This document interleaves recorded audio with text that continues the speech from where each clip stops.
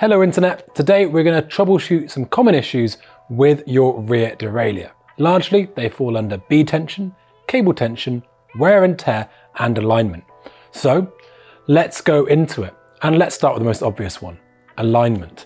Now this can be affected by two main factors. One is very easy to solve, one slightly less so.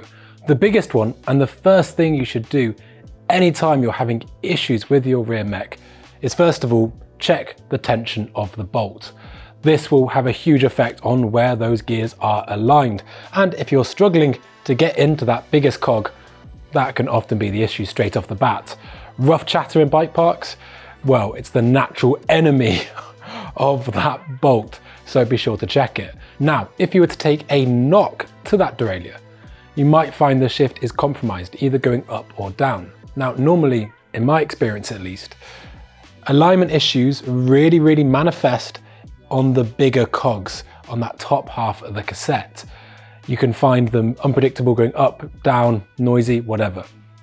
Now, you can check the alignment of this derailleur hanger here using a gauge, which can be a really effective way to check it or bend it back. Another way you can check it is by putting the chain in, I'd say about the third gear, and then just visually seeing how the jockey wheels line up with the chain.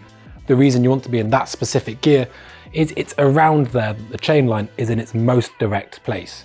If you've taken a massive smash to the derailleur and the derailleur hanger itself is still straight, there's every chance that that mech could be twisted, which leaves us on to wear and tear.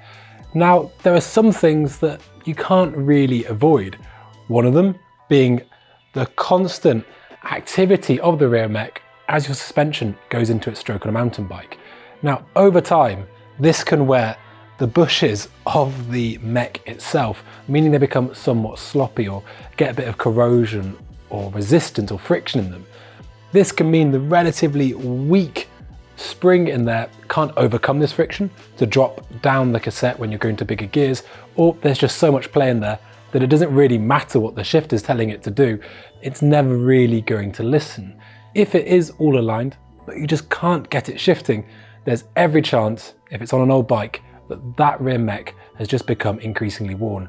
You can alleviate these symptoms somewhat if it's a case of corrosion by just drops of lube in those pivots there, and that can help free it up quite a bit. Another area that can succumb to wear and tear is of course the cables. It's important to understand that much like a river carving its way through a landscape, that inner cable wants to go on the most direct path possible and will subsequently wear the outer cable around any tight bends or trappings in frames. So, as a general rule, it's always better to have as longer curves as possible. Modern systems are a lot better at dealing with this, but it doesn't mean they're immune.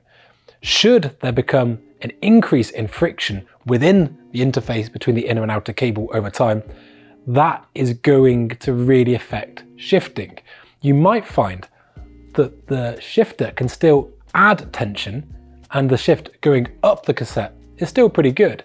But the symptom here you need to watch out for is the fact that it can't drop into the smaller cogs, because quite simply that cable is just holding far too much friction. The last thing that is worth troubleshooting when you've got issues with your mech is B tension. B tension is all about how far away that jockey wheel sits from the cassette. As a general rule of thumb, we tend to want them to be quite close to give a performance shift that's nice and snappy and reactive. The issue is that, especially with these big dinner plate gears on the back there, ensuring that you have enough B tension to clear them is quite tricky. If you are running too much B tension, and so the mech is sat really quite far away there, you will find you have a sloppier shift in the smaller cogs. If you find you're getting any noise as you go up into the gears on the top, you will be having not enough B tension. And that means there's a literal contact sometimes between that jockey wheel and that largest gear. Now, a lot of these things will cross over each other. So just to summarize, if you are struggling with shifts in the upper half of the cassette, not often, I think alignment. If you are struggling with shifts on the smaller teeth of the cassette, I would think of B tension.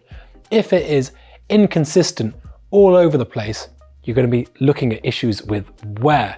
And If things like putting a new cable in don't solve it and the mech is aligned, you might have cooked the bushes or have a twisted mech.